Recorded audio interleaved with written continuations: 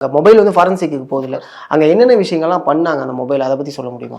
So forensic department அந்த ஃபோனை அலசி ஆராய்ஞ்சு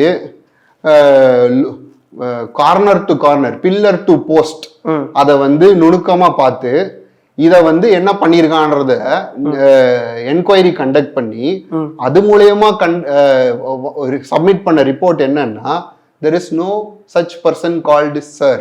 Okay. There is no other sir. There is only one accused.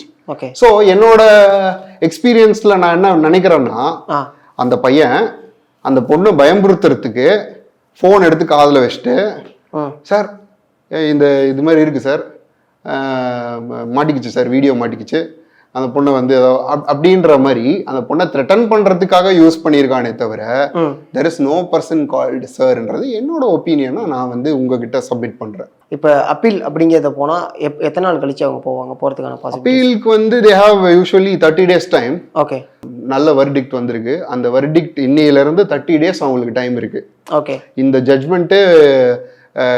ஜட்மெண்ட்டை line by line, word by word வாசிச்சு பார்த்து என்ன இதுல வந்து குற்றம் கண்டுபிடிச்சி பிடிக்கலாம் அப்படின்றது தான் அப்போசிட் சைடு வக்கீலோட வேலையா இருக்கும். ஆனா வித்தவுட் ரெமிஷன் கொடுக்கறதுக்கான காரணம் இது வால்யூம் ஆஃப் கிரைம் எப்படி இருக்கு அப்படிங்கறத consider very very serious volume of crime இது. ஓகே. இது மாதிரி நாளைக்கு யாராவது பண்ணணும்னு நினைச்சா கூட அவங்க வந்து பயந்து ஓரமா உட்காந்துடணும்.